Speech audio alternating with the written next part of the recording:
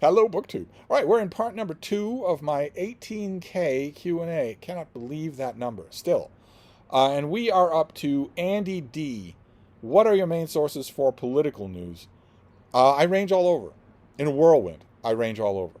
From the fascist arch right in this country to the fascist arch left and everything in between. I look at as much mainstream media, print, and also cable as I can stomach.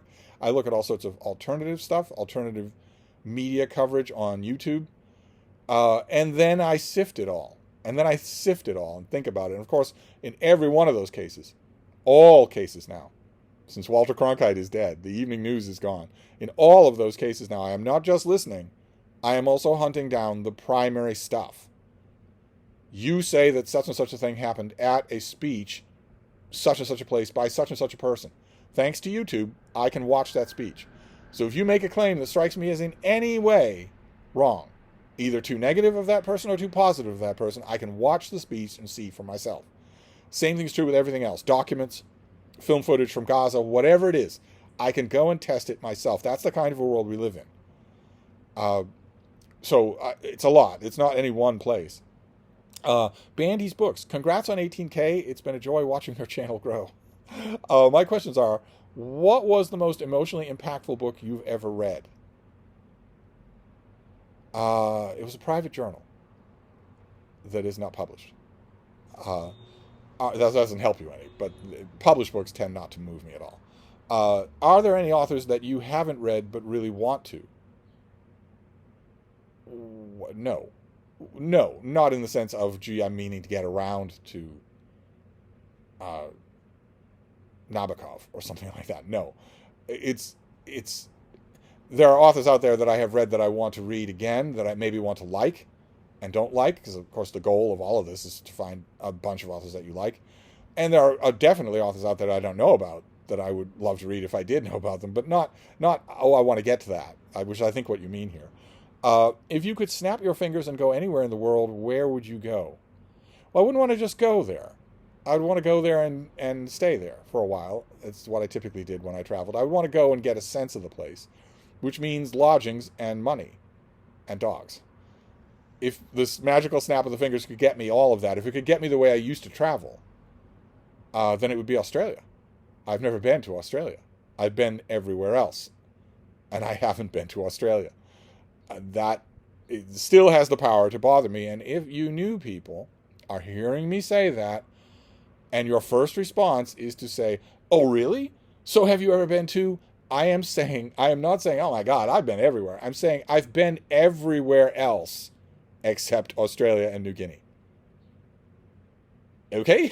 So if you have a little town in Illinois or North Dakota, and you're thinking, well, you say you've been everywhere else, but you surely haven't been. I have been. I have been. Your little town, your little county, your little country. I have been. I've been everywhere else. And of course, I'd like to go. I'd like to see Australia. That would be great. But on my own terms. I don't want to go, as a typical tourist. Oh, God. No, anything but. Mike Coletti, what biography of Thurlow Weed would you recommend? I don't have any recommendations of a biography of Thurlow Weed. C.S. Reader, what are some books you feel ought to have won the Booker Prize over the actual selected winner but didn't? 2020, The Mirror and the Light. 2020, The Mirror and the Light. Not only a better novel than anything else suggested for the Booker Prize that year, but a better novel by an embarrassingly long margin. An overwhelmingly better novel than anything else that was recommended. Not just better, like, we squeak by here. Overwhelmingly better. The other contestants, compared to The Mirror and the Light, might as well have been written by children. So it was a travesty, and that's when I stopped paying attention to the Booker. Because it wasn't that anyone at the Booker Prize thought that anything that they recommended was, in fact, better than The Mirror and the Light. They did not think that. They stinted The Mirror and the Light for political reasons, for culture war reasons, and that's when I stopped paying attention. That's when I realized that, as the Twitter saying goes, that the Booker Prize had fallen. David Novak reads poetry. You worked at Barnes & Noble for a while. Yes, I did, a long while. Did you have Borders in town? What was your feeling about Borders as a chain as compared to B&N? We did. Forever and ever, I worked at the Barnes & Noble in downtown Boston, which doesn't exist anymore. And forever and ever, we were all by ourselves. There was a B. Dalton catty corner to us, and we put them out of business. And then there was nothing. We were the bookstore in town. And then Borders opened just a couple of blocks away. And I went there naturally out of curiosity. I went there all the time to see what it was like, to see specifically in comparison to my Barnes & Noble. And I noticed right away that they must have a completely different business plan, because they had elaborately dream castle book buying. Just stuff that no bookstore could possibly expect to sell in downtown Crossing. Much less 4 copies of it. So there'd be, I don't even know, an example. Just a hypothetical example. Let's say there was a new 5-volume, extremely scholarly, extremely expensive box set, scholarly university press of the Arabian Nights. Let's say.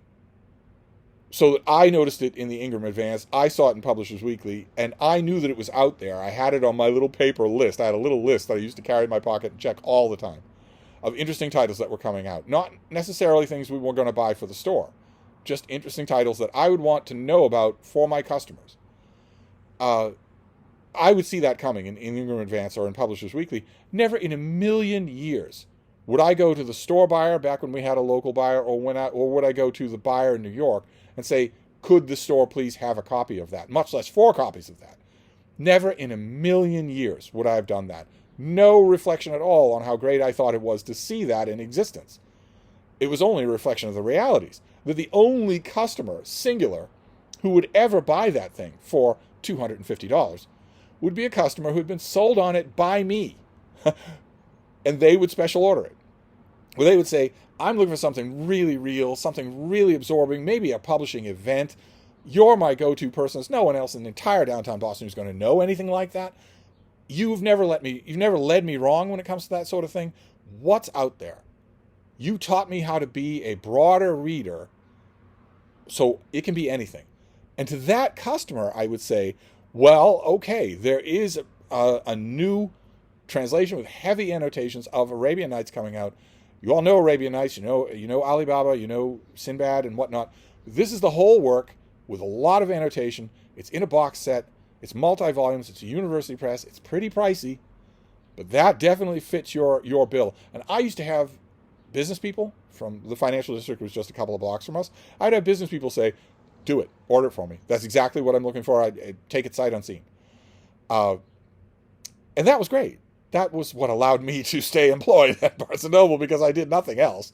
I was a useless employee other than that, but I was the only one who could do that. I think that customers like that were probably not exaggerating when they said that I was the only one in downtown Boston who could do that. And this was before the internet, so they couldn't do it themselves. And I would walk up the street to Borders, and they would have 4 copies of that box set just sitting there with no one on staff who could sell it. It's not a question of you getting it. Someone has to know about it to talk about it with customers. It's not like the latest Jack Ryan novel, and they didn't have anyone on staff who could do that. I knew the people they had on their staff. They didn't have anyone who knew what that was at all. They just had an overenthusiastic buyer, and that was true right down the line. Translated literature from New Pomfret, Vermont, weird esoteric stuff that they didn't have a chance of selling it. And they stuck around for a year, 2 years, and the whole time, my bosses at Barnes & Noble would send me over there to make lists of what they had, look at things, check the shelf of their special orders, and see what kind of business are they getting. I would do that once a week. And I would come back and I would tell my bosses, who at the time, it was early enough in corporate America so that they were my friends, and I was their friend. I would say to them, I know I never went to business school, but their model is not sustainable. They are buying tons and tons of stock that they can't sell, that they're going to have to return. And that's wasteful. That's really wasteful. Because if you're doing that, that's shelf space and display space that you're not giving stuff that you can sell. And it shows also that you're indifferent to selling, which is a really bad long-term plan for survival. I would tell my bosses, I know it's a big retail bookstore just a block away, but don't worry about it, because they're not going to last. And they didn't last. They went out of business. That arm went out of business, then the whole chain did. And I'm sure that's the reason. But anyway, sorry. Andy8686, you said once that if someone was going to give up on Lonesome Dove, you could pretty much predict the exact place that would be. if you can tell us without a spoiler, for those who haven't read it, where that is, thanks for the videos. I can't tell without a spoiler, but I can't tell without a spoiler, but it's the first place in Lonesome Dove where you realize, for sure, it's hinted at earlier, but it's the first place in Lonesome Dove that you realize, oh wait, this isn't just a really good writer telling me an engrossing story. This is a really good writer telling an engrossing story, and he doesn't so much care whether or not I'm there or not. He's actually going to do it all exactly as he wants to. Exactly the way he wants to, with no concessions to conventional reading. That is a glory of Lonesome Dove. That is an absolute glory of Lonesome Dove, as anyone who's read the book will know. That's the best part of Lonesome Dove. But that isn't obvious immediately. And then there is a bit, not far into the book, where that becomes very obvious. I don't know if I'm explaining it correctly, but there's a bit not far into the book where it becomes very obvious that Larry McMurtry is going to do this thing exactly as he wants to. And if you don't like it, best turn around now. Plenty of Louis L'Amour to read. I can't say what that point is, but that point is not, it isn't far to go. You have to go 200 or 300 pages in Gravity's Rainbow before you get to the part of Gravity's Rainbow that Pynchon wrote specifically to separate the sheep from the rams, specifically to winnow the hangers-on from his audience and make sure that the people who were sticking around for the next 600 pages meant it. You have to go a long way into Gravity's Rainbow before you get to that, to the moment that does that. But not in Lonesome Dove. And actually not in The Name of the Rose either. The Name of the Rose has a make-or-break section fairly early on in the book. Indiat Min. One of my favorite things is when you point out the flaws in a sacred cow, even if I disagree. Yeah, that's the wonderful thing about this channel and the community that we've developed here, is that I can go at something with hammer and tongs and you're all just delighted by it. Because you know, A, that this isn't heart surgery, and B, that we can stay friends and disagree. That is amazing. That is, I underplay it, but that is amazing. That we have built that kind of world here is amazing. What are your top 3 most overrated works of fiction / nonfiction? Oh my God. I don't have a top 3. We'd be here all day. I mean, the usual suspects. Jonathan Franzen, Elena Ferranti, who just came out smelling like a rose in the New York Times list. Of course, Karl Ove Knausgaard. Plenty of others. That there are plenty to choose from. Sally Rooney would be one of the new venerated sacred cows. Lindsay Reeds. Congratulations on reaching 18,000 subscribers. With your extensive traveling, are there places you wish you could have visited longer? If you were still traveling now, where would you go? There are places that I wish that I had stayed longer. Yeah. Probably the best known of those is Prague. I should have lived in Prague instead of just visiting. I really should have. I came that close. I should have done that. And as to places that I would travel if I were still traveling, well, as I mentioned in an earlier question, it would be Australia. I have never been to Australia. And I would like to. There's a whole kind of dog on this planet that I have never met. I would like to do that. Nanette McCall says, congratulations, Steve. I'm one of the OG subscribers and love your videos. One of these days, I'd love to come up to visit the Brattle. I imagine there's a good chance I could run into their biggest customer. You could definitely run into me, and you should. None of this business of, oh my God, I'm afraid to approach him. I come right up and say hi. I am, as anyone who has been here in person at Hyde Cottage can attest, I am no different in person than I am on camera. It's not like you're going to think, oh, like with a YouTuber, where you're going to think, oh, he puts on a really friendly, approachable persona on camera, but he's going to be ice cold and forbidding when I meet him in person. No.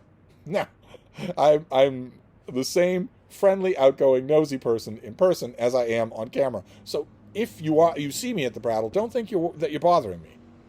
Of course, if you interrupt me from browsing books in the sale lot, and you want to just go on and on with your tedious family stories, expect me to cut you off because I'm not out there to ignore the books, but I definitely want to meet you.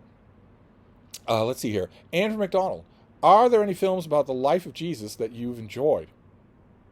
Are you joking? You must be joking.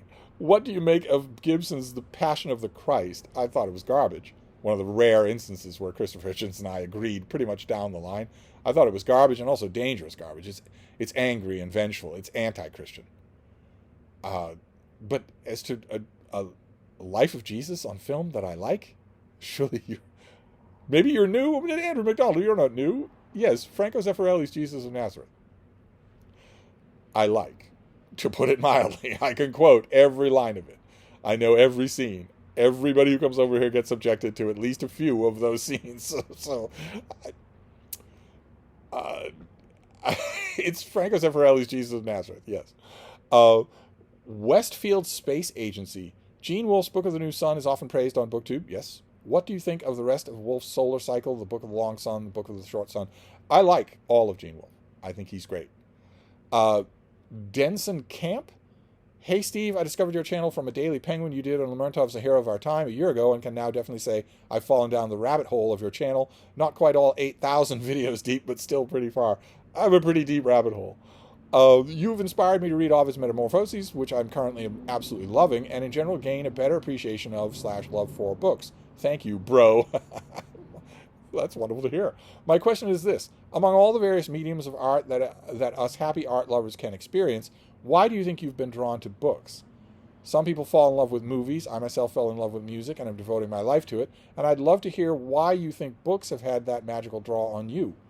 Congrats on 18K, and I'm really looking forward to the rest of your delightfully annotated Pride and Prejudice read-through.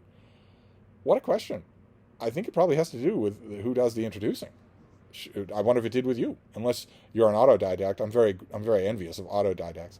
But I was introduced to the world of books by a patient, wonderful, inviting teacher. And I'm not sure if I hadn't had that teacher or if he had introduced me to something else, I'm not sure that that's not where my passion would have gone.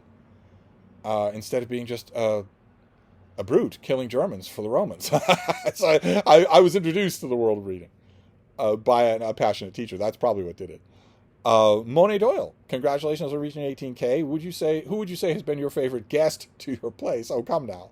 That would be telling. All my guests are watching. I can't. I like having guests. I like having lots of guests. And I like them all. I think in terms of the ones that I like the most, well, probably you can tell by frequency whether or not who that would be. Aaron Facer's here. Commiserations on 18K. Have any of your houseplants survived? And do you think you can see any more houseplants in your future? 2 of them have survived. There's one that has these sort of thin leaves. It's got bark. It's the only one of mine that has bark. It's kind of shaped like a pear. And the pear part is underneath the soil, and then the bark parts comes up, it gets thinner and thinner, and then there are these green, thin fronds that come off it. And I was told when I got that thing that no one could kill it, that it barely needs anything at all. And it's true. It barely needs anything at all. And then there's another one, big palm frondly thing, very tall, very greedy of sunlight. It moves very noticeably and blocks other plants. And it lives. And none of the others. They all died. All the others died. So no, considering the attrition rate, I will not be getting any other plants, no. Ben, 18K, Steve, you'll be leaving Jack Edwards in the dust before we know it. You talk about how seriously you take your personalized book recommendations, and I'm curious if you're willing to recommend a book you think is bad if it fits the recommendee's taste. I don't ever need to. Why would I ever need to do that? The recommendee's taste I guarantee you, will fit lots of good books. Considering that I've read more books than anybody, there's never going to be a reason why I have to recommend a bad book. Once I know what the parameters are, there are going to be good books that fit the parameters. I've heard you talk a lot about most modern essay collections not really containing essays. Could you define what does and doesn't constitute an essay? Well, it has to have heft. It can't be just a written out comedy routine or a random thought on the color blue. It has to have heft to it. That's a little bit vague, but I think you know it when you see it. And a little spoiler: Lydia Davis has never written an essay. So there you go. If you think she has, then we are fundamentally on different pages as to what constitutes heft. Let's see here. Why or how did you get movie screeners? Are you a member of some guild or group of shadowy critic cabal? No, I have an old friend who's worked in Hollywood forever and ever. And she originally offered to get me a job in Hollywood. I came that close. They were going to offer to... I had an offer on the table for a large amount of money to relocate me. They weren't just going to offer me a salary. They were going to offer me money to relocate. Set you up in an apartment, bring your dog, Can't drive? Doesn't matter. Plenty of people can't drive. We don't want you to drive. We want you to write. But I didn't do that, and she has managed to survive all this time. She sends me electronic screeners left, right, and center. I don't watch as many of them as she sends. MNNWER, what is your favorite English translation of Homer's Iliad and Odyssey? That would probably be Robert Fitzgerald. What is your favorite English translation of Dante's Commedia? Well, favorite here would be Longfellow, although the one I'd recommend would be Alan Mandelbaum. Jack Walter, you have very quickly become my favorite channel. Many thanks and much appreciation. Well, how nice. Thank you. Laugh Stopper, which Philip Roth novel did you dislike the least? Nice try, Bob. Don't read him. Don't read him. It's not, oh, I disliked this book the least, and you're thinking, yes. No, don't read him. He's a waste of time. He's a poisonously bad author. A. Soren, oh my God. Howdy and congrats. I'm not sure if it was a bit of a lark or sincere, but there seemed to be a real grievance on some presidential history forums recently about Gerald Ford being some kind of forgotten statesman who never got his due. Is there a meat on that bone? Did you like his big biography from a couple of years ago? The big biography was good, but there's no meat on that bone. No. Also, I'm reading Nixonland on the heels of the final days. Modern historians seem to see Nixon as a weird cipher, almost misunderstood. Some of them do. Yeah. How do you feel about the rage and condemnation seeming to fade from Nixon commentary? Also possible I'm just pulling from a narrow sample and he's still condemned. Any sensible historian will condemn him. Of course I condemn him. Of course I do. I do not allow passion to dim when it comes to the second worst president in the history of the country. Finally, do you think Woodward, after chronicling Trump's incompetence across 4 volumes, will skewer Biden in this new book just 2 weeks before the election? I wouldn't put it past him. I don't know. I don't have any advance word, but I wouldn't put it past him. He's a thoroughly dishonest, unethical actor. I hope that his book is not a success. I'm hoping that it's not. Kate says, hi, Steve. I've got a couple of nosy questions. Number 1, what do you think of people who send voice notes instead of texting? Well, I don't use WhatsApp or Instant Message or anything. I use Voxer, the app Voxer. And it doesn't matter to me one way or another whether somebody sends a voice message or a text message. I exchange plenty of people all day long of both kinds. Number 2, how do you deal with people who are always late? It depends. It depends. If it's nothing, if it means nothing. So if I get together with a whole bunch, I don't do this anymore, I'm a lonely old shut-in, but if I got together with a whole group of people and we're all going to go out and see Deadpool, and we're going to meet at a certain theater at a certain time, and it's a whole bunch of us, it's half a dozen people, that's a lot of fun. I would never do that again, but it's a lot of fun. And I get there and we all go in and one person is late, no big deal. Nothing at all. If I'm meeting with a person, let's meet at the Boston Public Library at 3 in order to have a discussion about this editorial thing, or let's meet at some place where I don't have any reason to go there other than to meet with you. What's a convenient place that we can meet? And the same person is very late all the time, every time we do something like that, well, then I take the matter in hand.